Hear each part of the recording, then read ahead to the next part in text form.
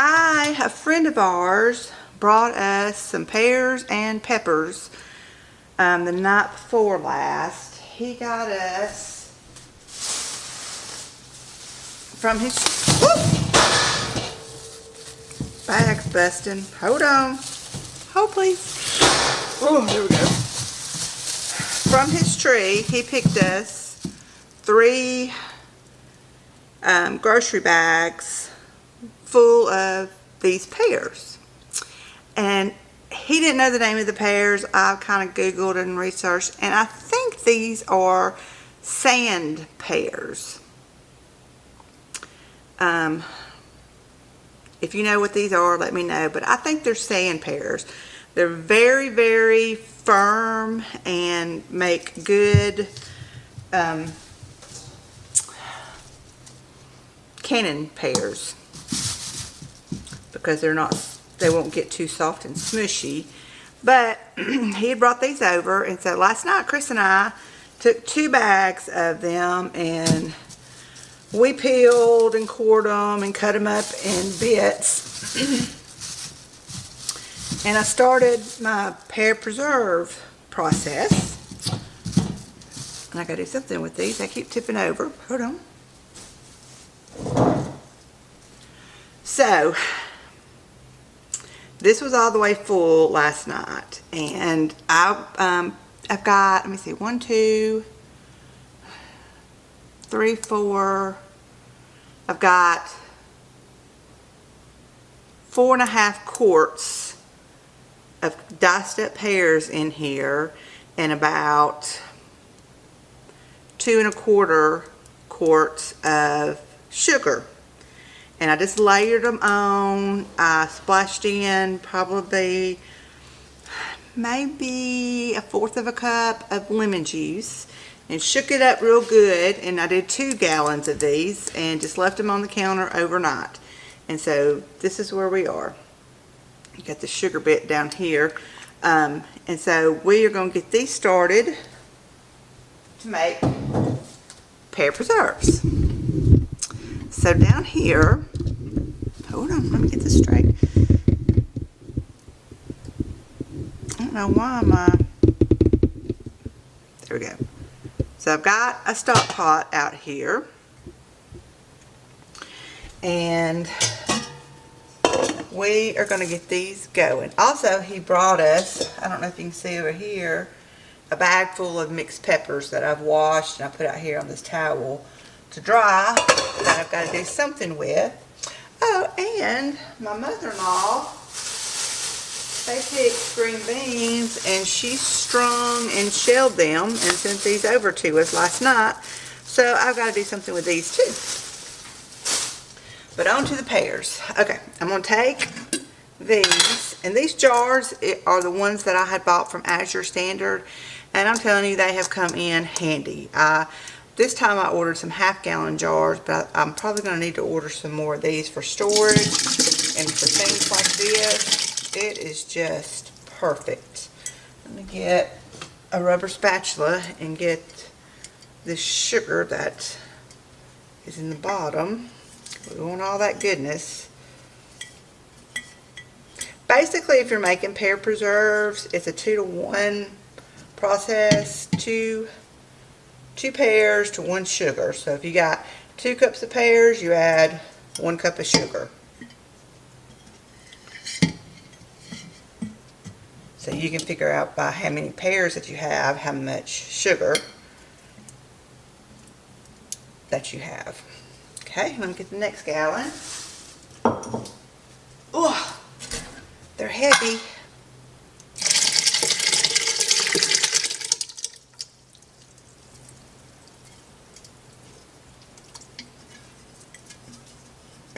Get all this sugar out.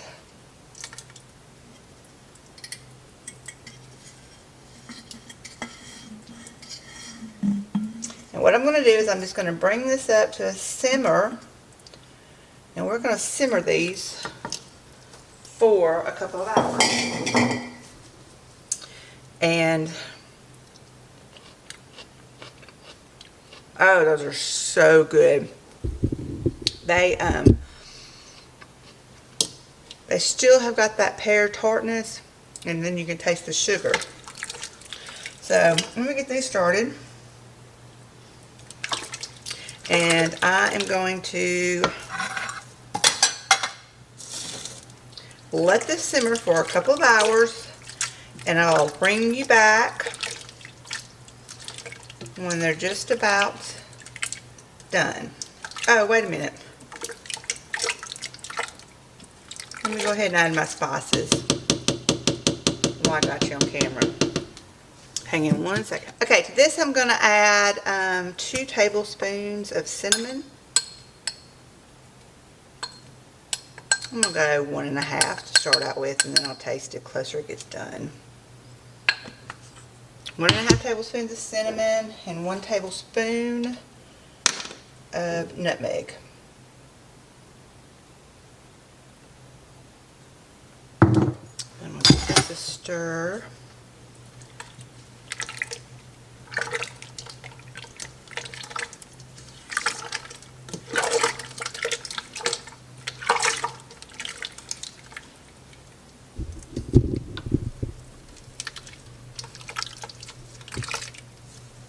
That smells heavenly. Kind of has a Christmassy smell with that cinnamon and nutmeg.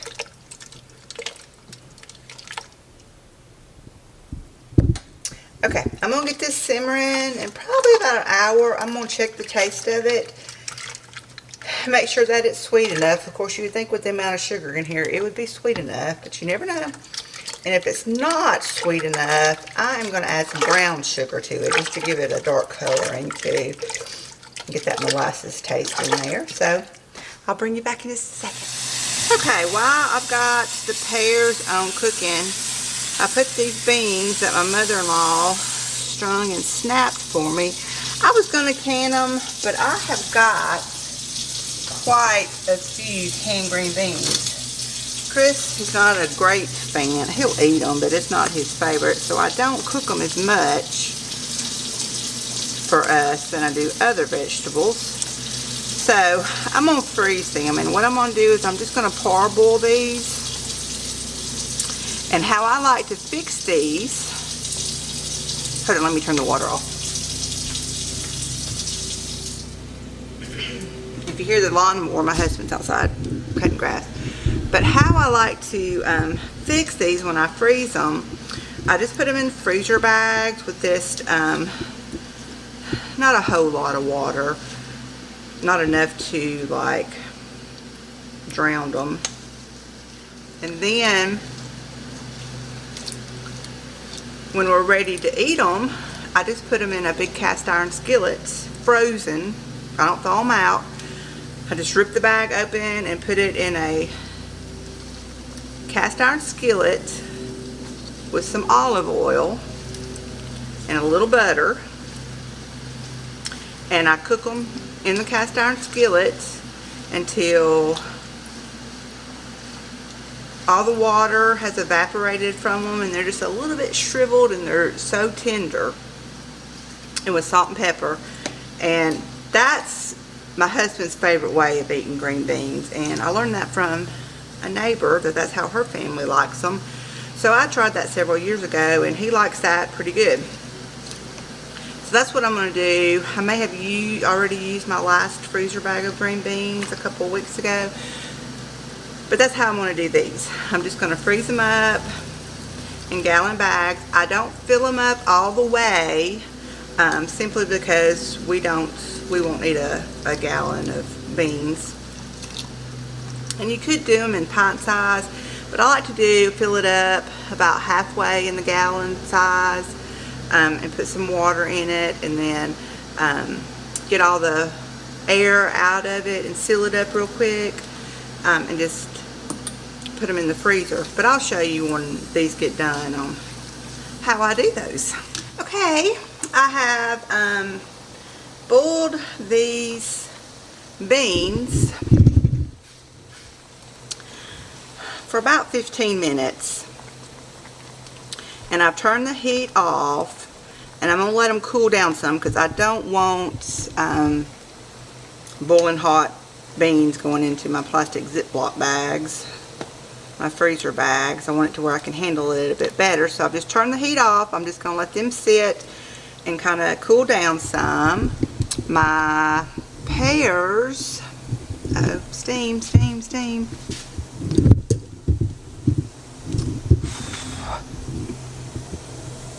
My pears are at just a very slow simmer.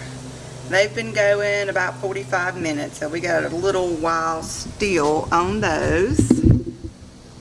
You get to sit down, right? So when these beans cool down, I'll come back with you and we'll bag these up for the freezers.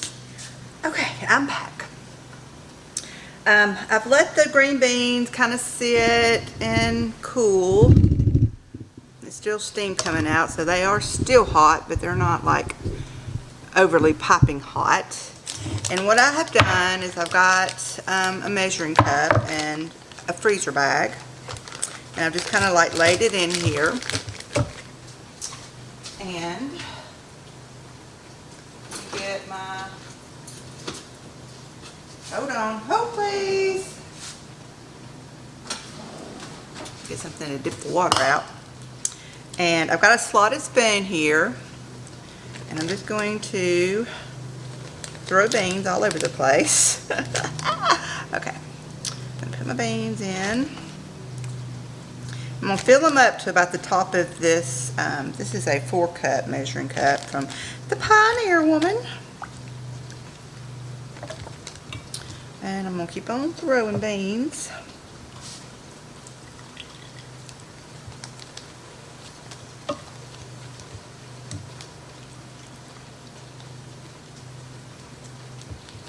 Okay, and then I'm going to get my measuring cup and I'm going to put some water in. Again, I want it just to cover the beans up to the top of this.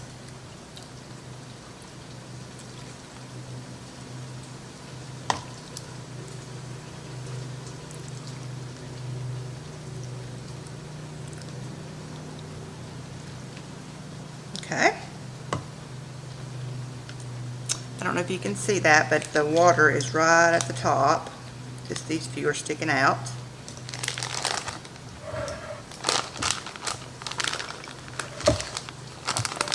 And I'm going to Ziploc it. I'm going to Ziploc it all the way, not all the way, but leave about an inch at the end. And I'm going to push down on it until the water is just there. So that puts a nice seal.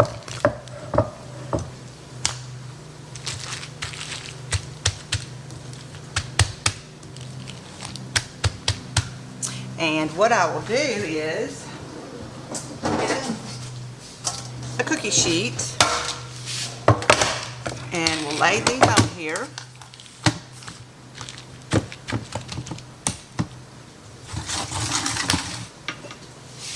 In order to put in the freezer. I'll let them cool off real good before I do that. And then I'm going to stick them in the freezer on the cookie sheet so they don't freeze a weird way. Because I'm just about out of room in my freezer, so if I just stick them in there, they're going to go up against something, they're just going to look deformed, and I just like them flat and laid out. And so I will continue on this endeavor and see how many I get.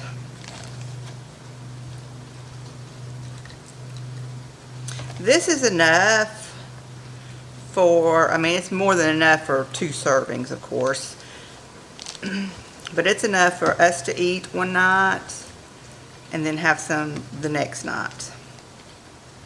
Or if you take leftovers to work the next day to have for the lunch. So this is really like 4 serving sizes. It's really about 12 serving sizes if it was up to my husband.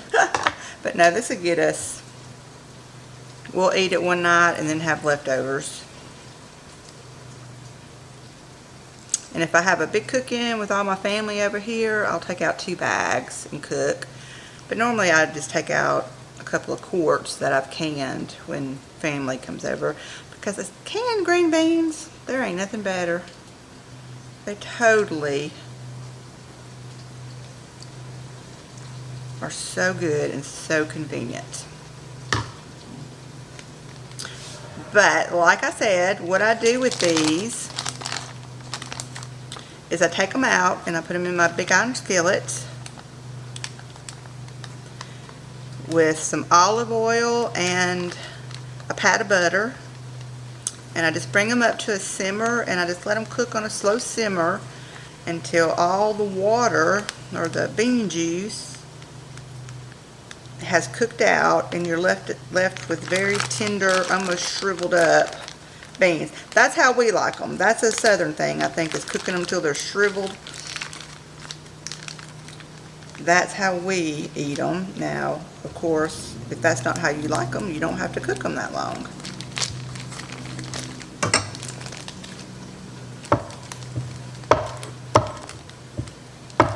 Come on. And I have them here. They pretty much got all the air out of them to help with freezer burn.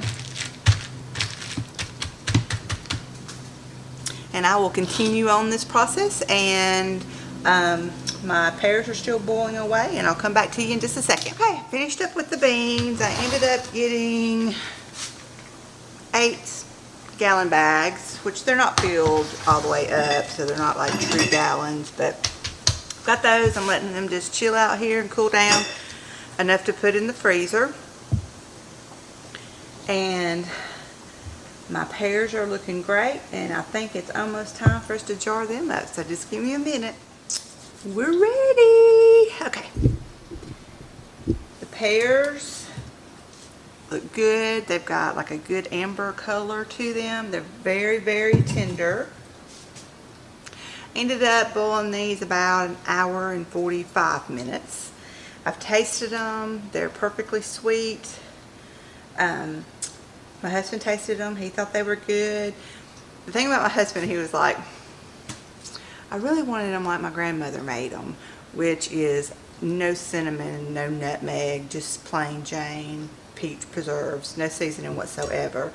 So I told him this other bowl of pears that I have, I'll cut them up and make him some without the seasoning. But he does like these, and he will eat these.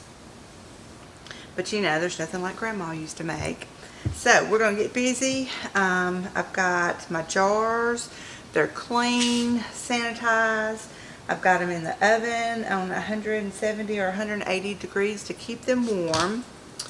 I've got my lids and some hot water. And let's get this party started.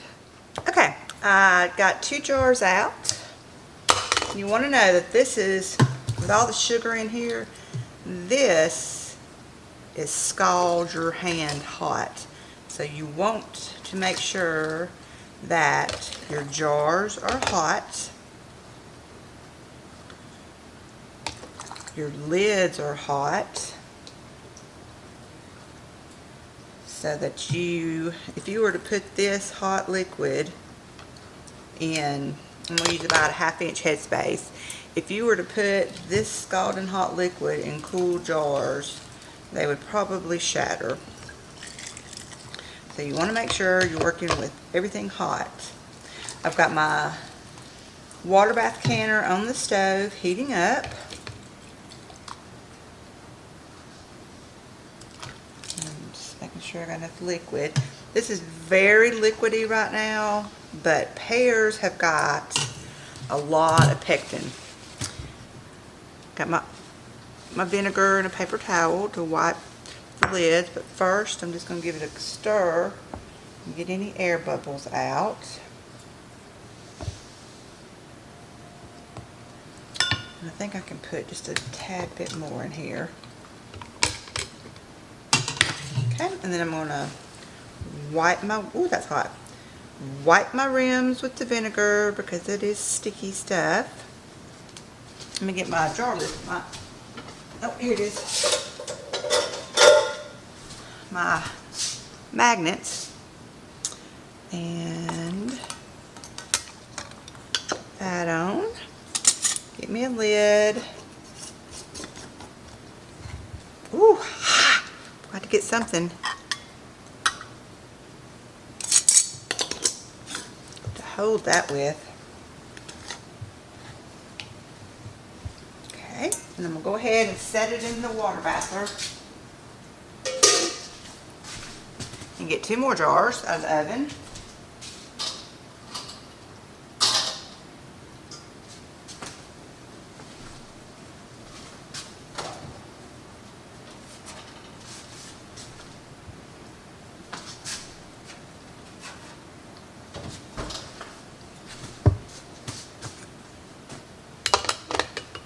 And we will continue on. I love making jellies and jams. When I first moved down here, I attempted the jellies and jams, and I could not ever get a good firmness to them. They were more like a syrup, and it frustrated me so bad. Well, the one thing, I was trying to go healthy and not use as much sugar. Rule number 1, you have to use the amount of sugar the recipe calls for. I would like cut it down by half, because I was thinking, God, that's so much sugar. It's going to kill us. But jams and jellies are not a healthy food, ladies and gentlemen. They're a treat. And you have to realize that and eat it in moderation.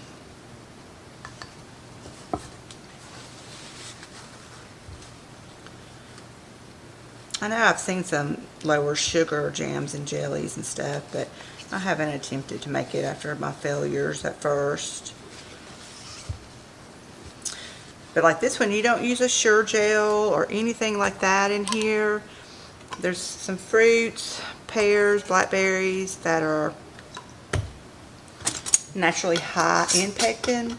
So boiling it, getting all the juices out of the pear, the pectin, that is what causes this to gel up.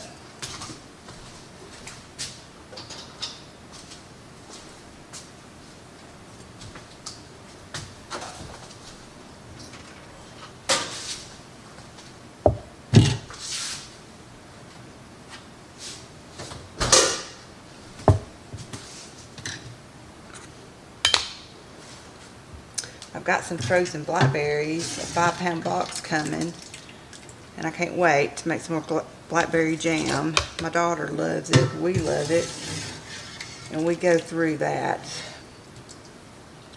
So I will be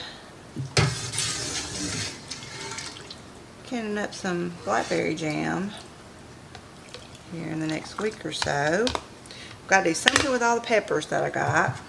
They're all washed. I guess I'm going to make pepper sauce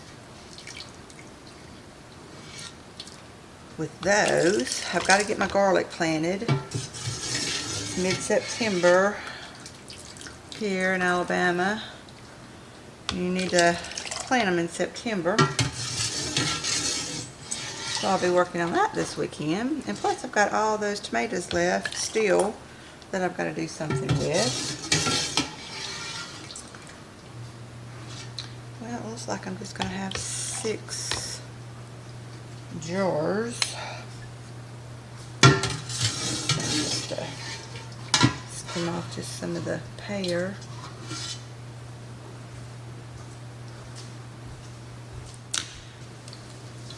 I got 6 pints out of that, and I got a lot of liquid with just a few chunks of pears in it.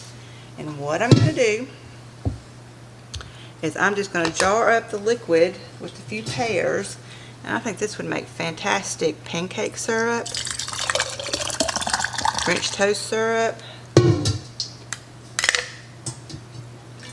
So that is what we'll use this for.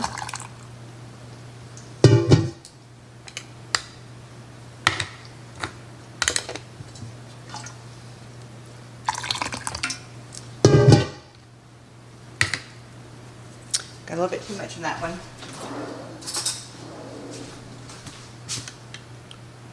transfer it over.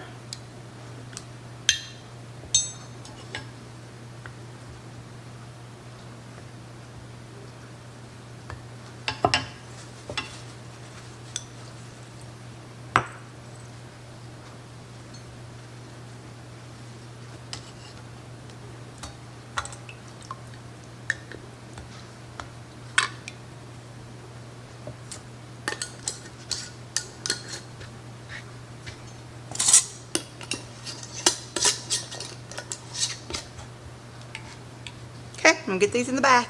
Okay, I got 6 pints of the preserves, and I got 3 pints of the juice, or the syrup. So I've got those in my water bath canner. I'm gonna bring it to a boil. When it comes up to a full rolling boil, I'm gonna let them water bath about 15 minutes. That's it, and then we'll take them out.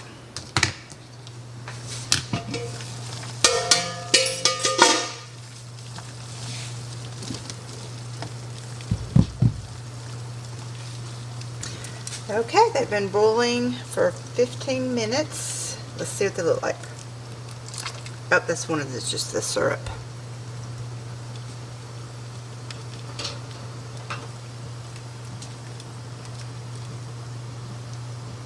Yum!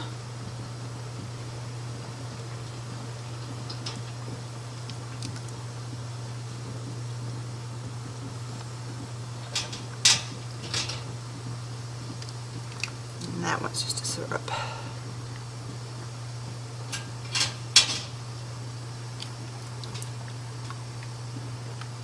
Okay, I'm gonna let these cool down, make sure they all seal, and I'll leave them out overnight. Thanks for joining me. I'll see you in a little while.